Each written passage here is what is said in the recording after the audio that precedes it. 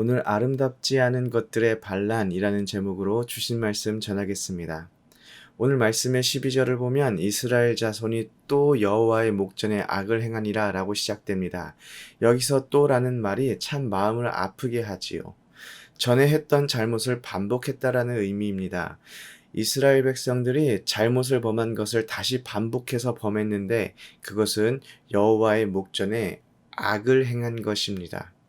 여호와 하나님께서는 이스라엘 백성의 이런 잘못을 그냥 넘어가지 않고 모압 왕 에글론을 강성하게 하십니다. 그리고 모압 왕 에글론은 암몬과 아말렉 자손들을 모아서 이스라엘을 치고 종려나무 성읍 즉 여리고를 점령하게 됩니다. 이스라엘 백성들이 하나님의 명령을 지키지 않고 가나안 백성들을 다 쫓아냈지 않은 선택을 합니다. 그래서 하나님께서 가나안 백성들이 이스라엘 백성들의 올무가 되게 하셨는데 재미있는 것은 모압은 가나안 족속이 아닙니다. 이스라엘 백성들에게 모압은 큰 위협이 되는 나라도 아니었고 이스라엘에게 있어서는 신경 쓸 필요도 없는 나라였습니다. 민수기 22장 3절을 보면 이스라엘 자손을 본 모압의 반응이 기록되어 있는데요. 모압이 심히 두려워하였으니 이스라엘 백성이 많음으로 말미암아 모압이 이스라엘 자손 때문에 번민하더라. 또 출애굽기 15장 15절을 보아도 모세의 찬양 속에 모압의 영웅이 떨림에 잡혔다고 기록하고 있습니다. 이스라엘에게 모압은 그런 존재인데 오늘 말씀을 보면 모압에 의해서 이스라엘 백성이 고통을 받게 됩니다. 이것이 무엇을 의미하는지 아십니까? 하나님께서 작정하시고 벌을 주시면 이스라엘이 평상시에 무시하고 신경 쓰지도 않았던 그런 모압에게 힘을 쓰지 못하고 무너질 수밖에 없다라는 것입니다. 절대적인 것은 없습니다. 모압이 어떻게 이스라엘 백성들의 여리고를 점령할 수 있습니까? 하나님께서 그렇게 하게 하셨기 때문입니다. 이 세상의 모든 국가와 역사가 하나님의 손에서 이루어지고 있음을 우리가 모압이 이스라엘을 점령한 사건을 통해서 기억해야 합니다. 이스라엘 자손이 모압 왕 에글론을 18년 동안 섬기게 됩니다. 그리고 15조를 보니까 이스라엘 자손이 여호와께 부르짖었다라고 기록합니다. 그리고 여호와께서 그를 위하여 한 구원자를 세우셨으니라고 기록되어 있는데 그 인물은 에훗입니다. 이스라엘의 두 번째 사사입니다. 성경은 에훗이 어떤 인물인지 부연 설명을 하고 있는데 베냐민 사람 게라의 아들이라고 설명하고 있습니다. 그리고 한 가지 더 설명이 붙어 있는데 에훗은 왼손잡이 에훗이라라고 성경이 기록하고 있습니다.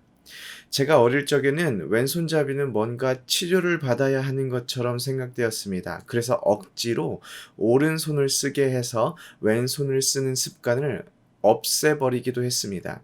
그런데 요즘은 왼손을 또 많이 써야 오른쪽 뇌가 발달하면서 예술가적인 그런 영역이 개발된다고 왼손을 쓰는 것을 나쁜 것으로 생각하지 않습니다.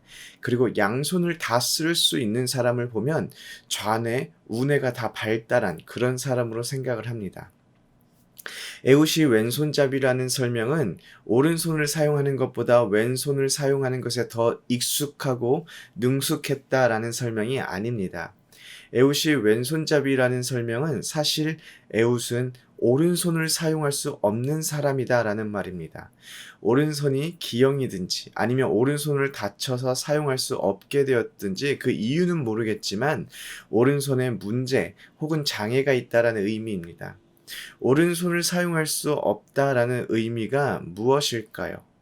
성경에서 오른손이 어떠한 의미를 가지고 있을까요? 이사야 62장 8절을 보면 여호와께서 그 오른손, 그 능력의 팔로 맹세하시되 라고 오른손은 능력을 상징합니다. 또 출애굽기 15장 6절에서 여호와여 주의 오른손이 권능으로 영광을 나타내시니이다. 여호와여 주의 오른손이 원수를 부수시니이다.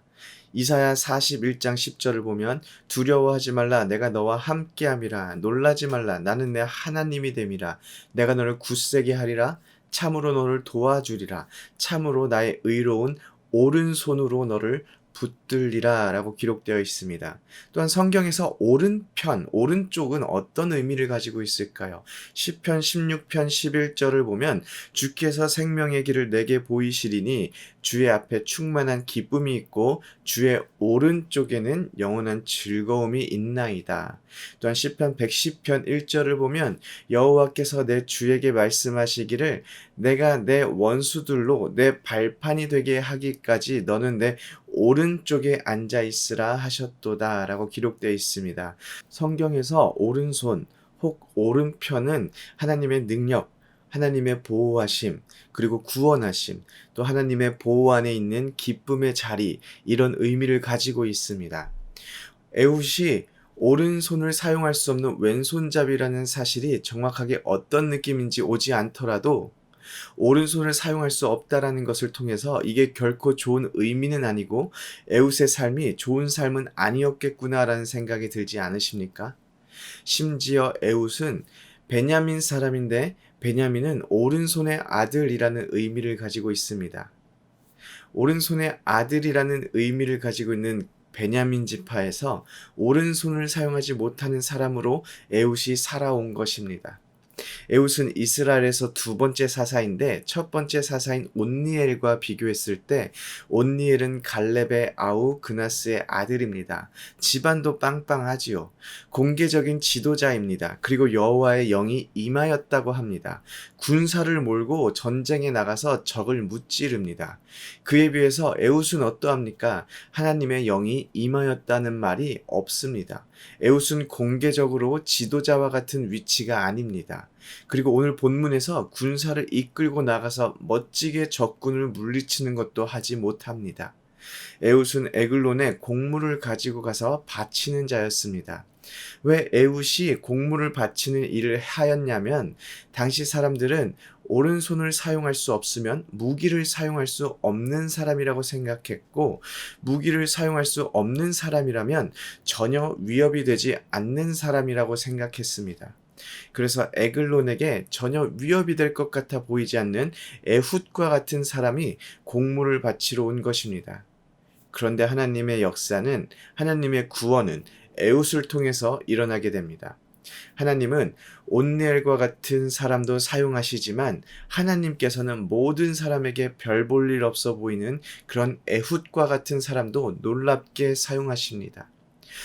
오른손을 사용할 수 없기 때문에 왕에게 위협이 되지 않는 사람이라는 취급을 받았고 그래서 왕과 독대가 가능했고 또 오른손을 사용할 수 없었기 때문에 오른손을 사용하는 사람들은 생각지도 않는 곳에 칼을 숨기고 들어가 에글론을 죽일 수가 있었습니다. 사람들의 눈에 전혀 선해 보일 것이 없고 능력 없어 보이는 그 에훗을 통해서 하나님께서는 이스라엘을 구원하셨습니다. 저는 이 에훗을 통해서 예수 그리스도를 보게 됩니다. 이사야 53장 2절을 보면 그는 주 앞에서 자라나기를 연한 순 같고 마른 땅에서 나온 뿌리 같아서 고운 모양도 없고 풍채도 없은즉 우리가 보기에 흠모할 만한 아름다운 것이 없도다 라고 기록되어 있습니다. 이사야서의 예언을 보면 예수는 사람들의 눈에 볼 때 아무런 매력이 없습니다. 볼품이 없습니다. 이사야 53장 3절을 보면 심지어 그는 멸시받아 사람들에게 버림받았다고 기록되어 있습니다. 아무런 볼품도 없고 아름다운 것도 없고 선한 것 없어 보이는 그 예수 그리스도를 통해서 우리가 구원을 받았습니다. 저는 가면 갈수록 복음을 전하는 것이 너무나도 어렵다는 사실을 느끼곤 합니다. 왜냐하면 세상에 주는 것들이 너무나도 달콤합니다. 그리고 이 세상에서 누릴 수 있는 것들이 너무나도 많고 즐겁습니다. 그리고 이 세상에서 얼마나 모든 기술이 발전되어 있으니까 자고 일어나면 새로운 기술, 새로운 무언가가 나오는 세상에서 우리가 지금 살아가고 있는데 내가 곧 길이요 진리요 생명이니 나로 말미암지 않고는 아버지께로 올 자가 없느니라 라고 말씀하신 예수님의 그 복음이 매력적으로 들리지 않습니다. 2000년 전에 우리가 만나보지도 않은 예수라는 사람이 십자가에 달려 죽어서 그리고 부활하였기 때문에 우리가 구원을 입었다라는 사실은 우리에게 아름답게 들리지도 않습니다. 예수 그리스도의 복음이 이 세상 사람들에게 새로운 기술처럼 흥미롭지 않아 보입니다.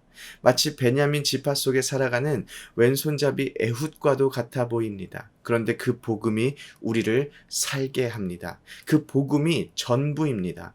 세상의 모든 것은 다 사라질 것들입니다. 아니, 세상의 모든 것이 다 사라지기 전에 우리의 인생이 먼저 끝이 날 것입니다. 그때가 왔을 때 우리를 살리는 것은, 우리를 구원하는 것은 매력적이어 보이지도 않고 눈에 아름다워 보이지도 않고 흥미롭게 들리지도 않는, 그렇지만 살아있는 예수 그리스도의 복음이 될 것입니다.